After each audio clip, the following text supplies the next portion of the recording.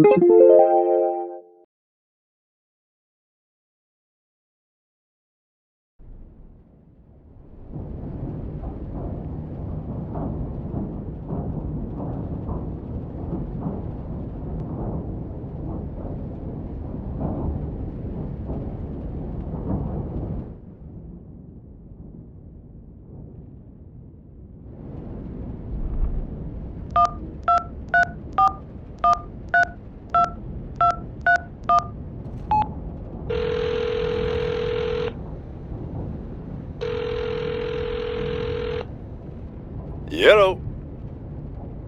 Copernicus?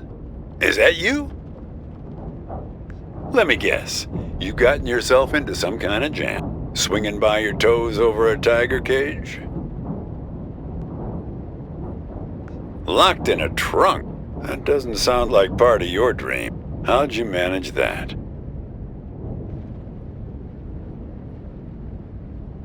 I sincerely doubt that. The fact that I'm hearing your voice now suggests otherwise.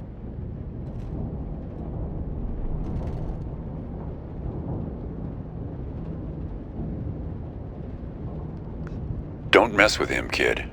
He's the final gatekeeper. Way too strong. You need to learn the spell first, before you can go up against him. Hey, if I knew it, I'd tell you. Speaking of which, did you find the box, Copernicus? Have you opened it yet? Figure out a way to open that box, Copernicus. Inside, you'll find out who you really are. Lucky for you, I've got my farmer's almanac here. Let's have a look. Hang on. See, cabbage, caraway, carrot, car trunk. First thing you should do is reach around for the latch. Sounds kind of obvious. Okay, next step. See if you can scare up the brake lights. Can you find them? It's a little gizmo with some wires. Okay. Yank on the wires and try to pull the lights into the trunk with you. Got 'em? What color are the lights? We need a green light, kid. A steady green light. That's the way forward. Gotta run now. Good luck to you, kid.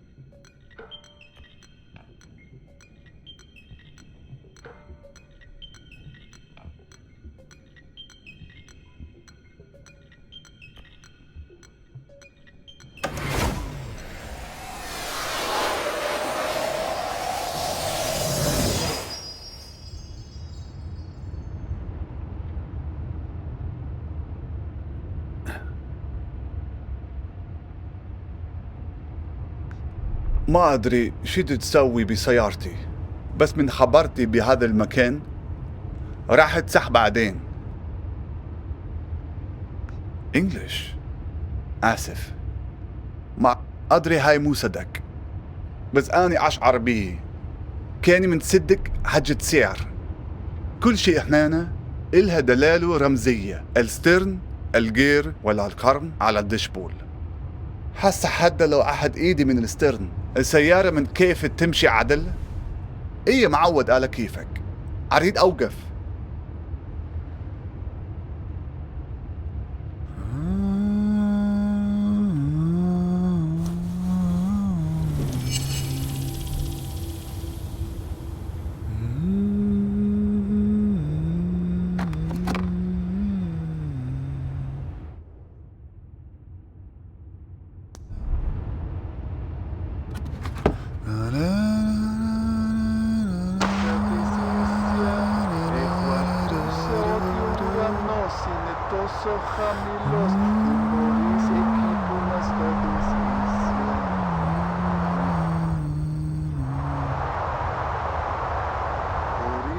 Nadite tu horizondas totelos tu dromur. Orite nadite tu horizondas totelos tu dromur. Ejuacuse otio uranos inetoso jamilos demoris equipunas tertisisia. Ejuacuse otio uranos inetoso jamilos demoris equipunas tertisisia.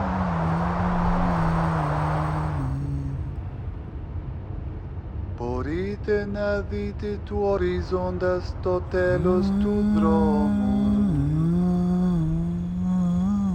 Porite nadite tu horizondas totelos tu dromur. Pam le tome com tu fais pour de pas miedo. Fireflies, they dance in the night. They are stumbling on my way back to you. English? No, sorry. I could of course back in the real world, but it doesn't seem to have come with me into this place. To me, this sounds like Arabic. I guess it depends on one's perspective. Anyway, as long as you're not going to start shouting at me again, it's an improvement. How would I know? It's not even my car. No idea. I find myself behind the wheel here night after night. And the trunk, that's my dream too. You don't want to know how many hours I've spent in there, trying to shift my legs to keep them from falling asleep.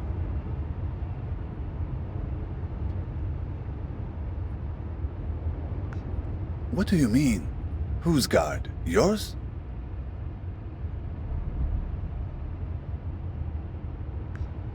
Now I know you must be an English speaker. The only people in the world convinced that every story revolves around them. Who are you, anyway?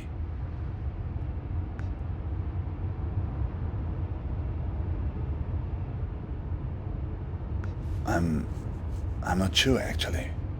But here, it's funny. On this highway, everybody calls me Al-Shatir. Copernicus, huh? Suddenly, this doesn't seem so arbitrary. Never heard of Ibn al-Shatir? A famous astronomer. I guess you don't learn about him in your schools. One of the forefathers of astronomy, in many ways a predecessor to... Yes, that's right. Copernicus, Al-Shatir. Two iconoclasts from different lands who challenged the belief that the sun revolves around the earth. Two dreamers who had the conviction that their unique consciousness is not the only thing in the center of the universe. Maybe you're not just part of my story, like I'm not part of yours. You were trapped in the trunk, where I've been many times. It's like you've wandered into my dream, and I've wandered into yours.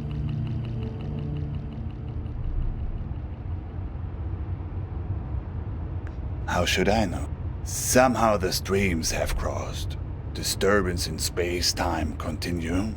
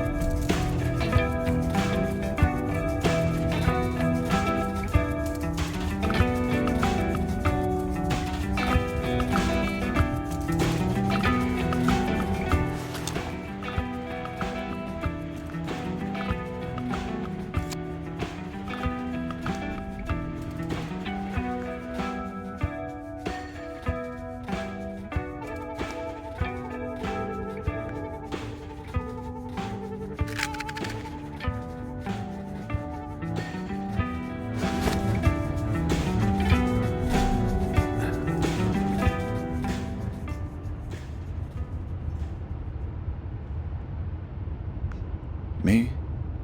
Yes, safety. A place far away from wars. From bombings. From the cockroaches that crawl out as soon as the dust settles. On the news, you hear only about armies and religious madmen. But it's the gangsters that drove me away. They're the ones who did this to me. They were looking for my brother-in-law because he worked as a translator for the US military. Neighbors warned us we should move, and so we did, twice. Luckily, no. He was safe with the army beyond their reach. A few years passed and we forgot about the threat. Life had returned to normal, and that's when they came back and picked me up. 2 days later, when I woke up in a Baghdad hospital, I found out that they dumped me off there and told the hospital that I'd hurt myself in a work accident. Yes, after that, I couldn't stay.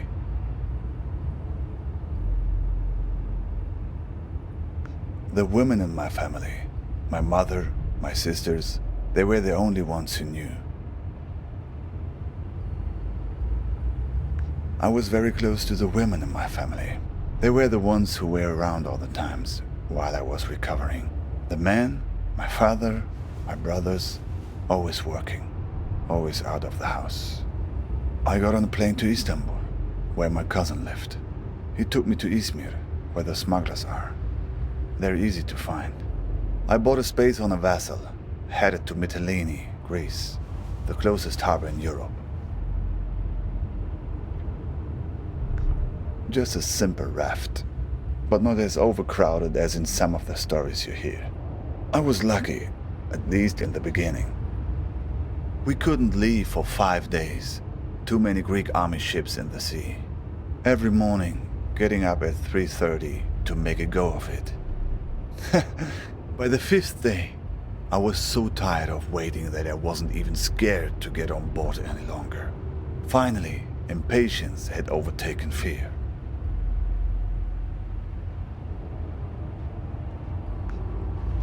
What is your dream about? A breakup? That's it? Ah, that's more like it. Who has been kidnapped? Who is this person that's been taken away from you? Do you have a photo? Who knows? Maybe I've seen her somewhere along this highway.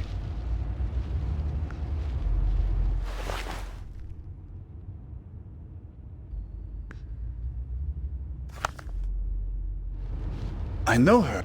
The same woman, but with different hair color. I just saw her at the gas station a few miles back. A decoy? What kind of game are you playing here?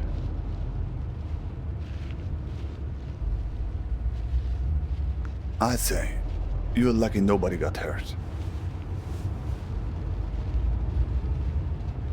Yes, that's right. There was a scene there at the gas station. She was being questioned by two men. She seemed to be explaining herself, pointing at the empty passenger seat in her car. They didn't really seem interested in her, though. They were more interested in the empty car seat.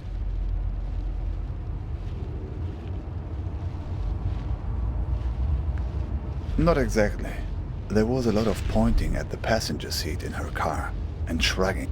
It seemed they'd lost something. Or someone.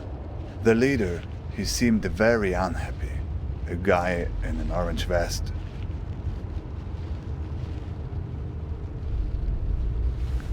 A trap? So, they were looking for you?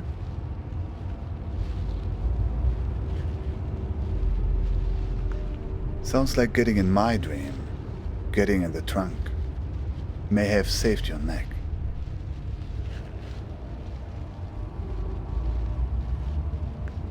No, I didn't get a look. I just heard one strange thing they said. That they were looking for a guy with 8 fingers. They were going to find him. Something like that. 8 fingers. 8 digits, maybe. Uh-huh. And you wouldn't happen to have a strange blue box with you, would you? Well, if they were chasing you... Say, have you noticed how many tumbleweeds there are suddenly? I don't know, but the weather also seems to be turning suddenly. Turn on the radio and see if you can find a weather report. My God! Get that thing off the window! Get it off! Get it off!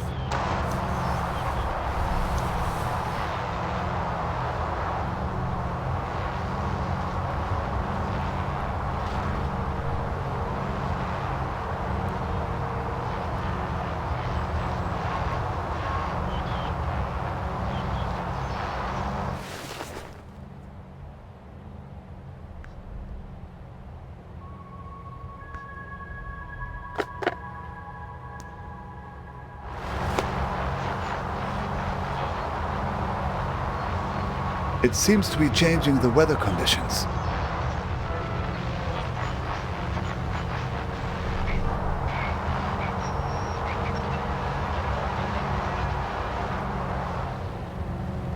Our bus is clean Suddenly, and white among the it's other sunny. 50 or so which are parked here at the city's main It's terminal, not working. which is more like They're an stuck to the car. graveyard. We need some other kind of weather to get clear of them. Is clean and white among the other 50 or so which are parked.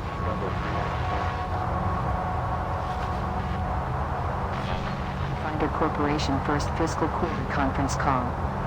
We grew revenues by 8% sequentially to $296 million, produced gross margin of 43.1% and operating margin of 35.2%. We posted earnings per share of $1.68, 4 cents ahead of our guidance and up 11% sequentially.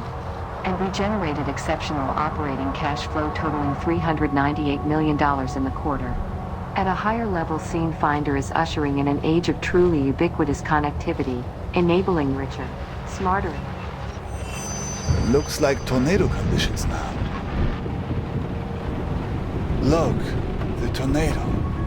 It's starting to pull the tumbleweeds off the car, but it's not strong enough.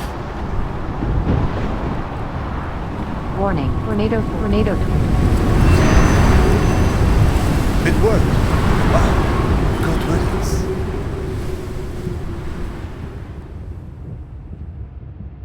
Look, that was very strange, even for this place. I don't know. It seemed they were spying, searching for something. Did you notice? What do you know about these guys, the ones who are after you? Oh, let's see.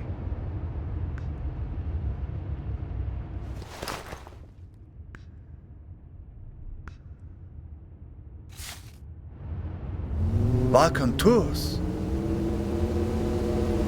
Not directly, no. But I've heard about them. from a guy in Istanbul I met.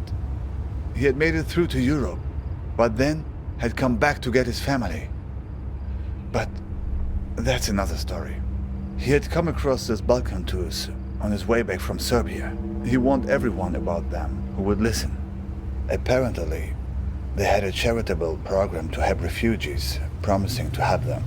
But no one who accepted their help was ever seen from again. People just disappeared. And it wasn't just people in the refugee community either. Tourists too. There were strange stories.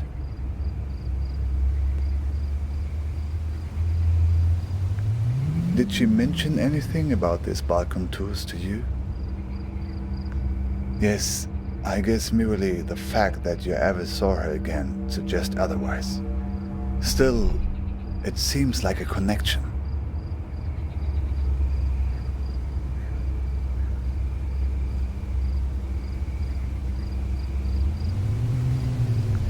I only heard bits and pieces, nothing very clear. Mirrors, rooms full of mirrors. People losing their minds and never coming back. Yes, people who were heading from Turkey into Croatia and Serbia were being warned about it. Watch out for mirrors. Rooms full of mirrors. Rooms full of ice. Well, my friend, I think right now the best thing you can do is run for safety. They probably have a good beat on your location, assuming the tumbleweeds were on their payroll.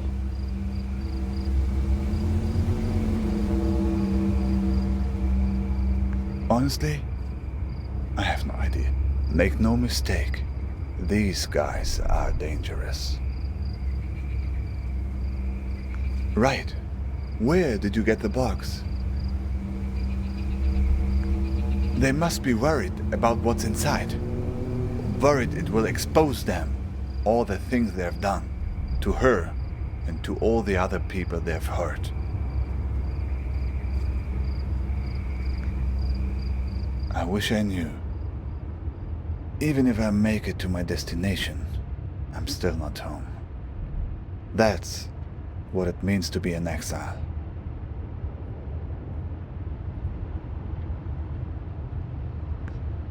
My niece, Nadia, used to ask me that question all the time. Where are you going, uncle? She was the only young person who knew I was leaving. Imagine, she knew when my father didn't. I was always mad at my sister for telling her. She would ask me that when I was putting her to bed. The only thing you can tell when a person that young asks you a question like that at bedtime. I told her the truth. Not the truth, but the truth wrapped in the blanket of a story.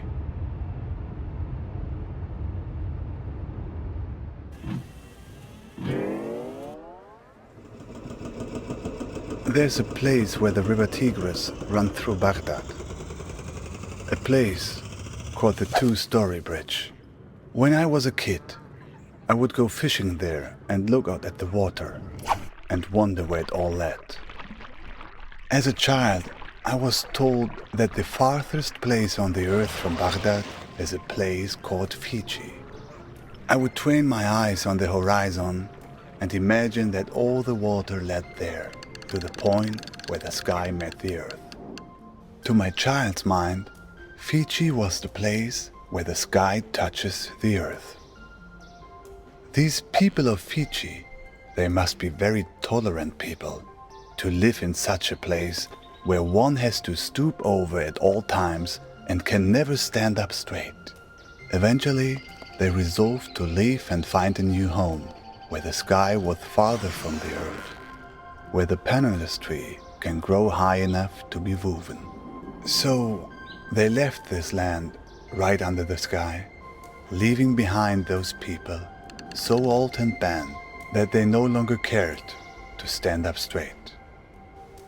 The other Fijians gradually moved away from the edge of the world, and the sky got a little higher, and then they found a marvelous place. It was fertile and lush, with excellent weather, an orange tree for every backyard. But there was one problem: earthquakes. Terrible earthquakes, as frequent as rains during the springtime in this country. All because the sky was still close to the earth.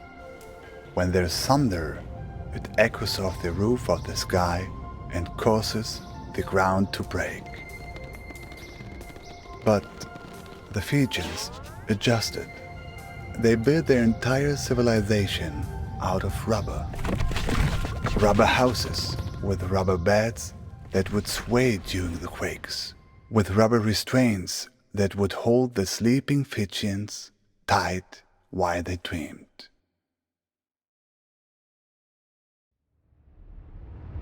But Nadia didn't want a bedtime story about that. She wanted a story about good and evil, the kind of story children like. So I changed it for her to be about a Fijian princess called Nadia, who finds the source of all the earthquakes.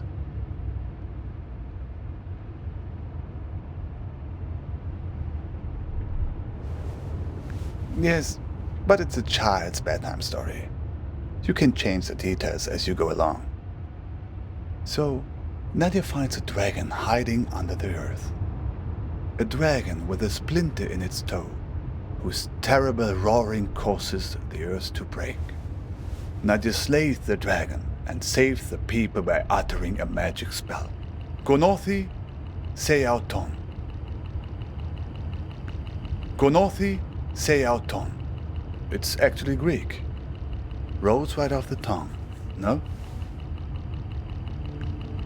Okay, that was interesting. Can you say that again? All the mirror eyes closed.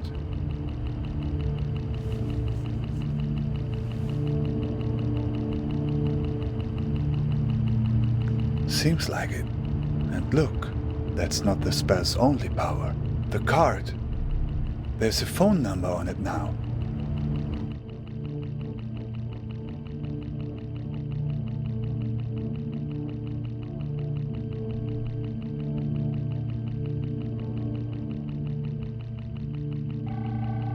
Do you know what this means?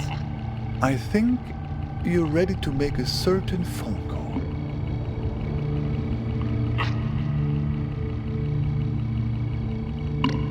Ready to put your spell to use?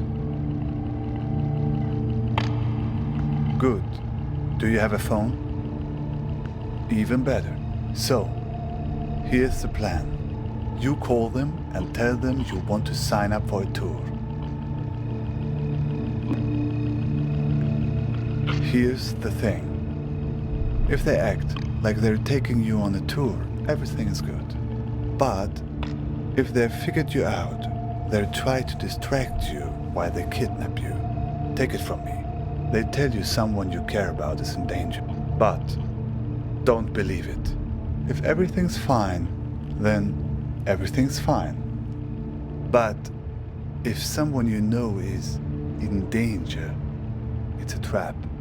Get out of there. Are you ready? Dial the number.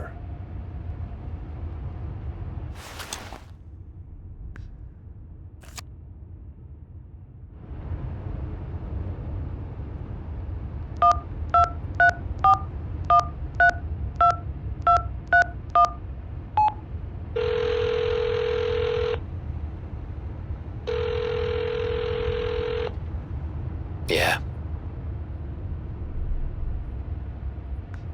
Yep, what can I help you with?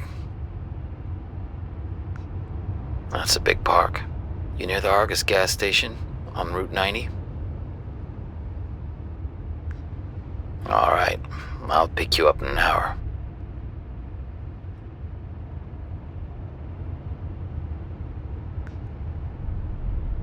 You don't have a car, do you? Just guess from your voice. So, see you in an hour. Don't worry, I'll find you.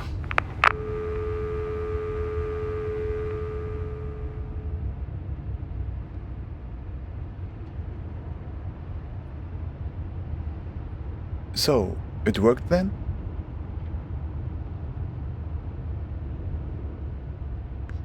Isn't that how these things normally work in the stories of this country? Other character shows up, imparts some hard-earned wisdom, then conveniently fades away. It's a few minutes before 3:30 in Istanbul. There's another raft waiting, another try.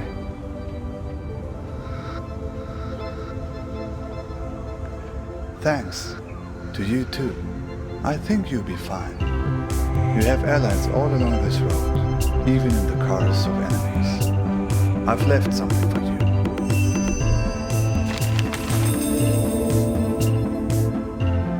Hey, sorry I haven't written in a while.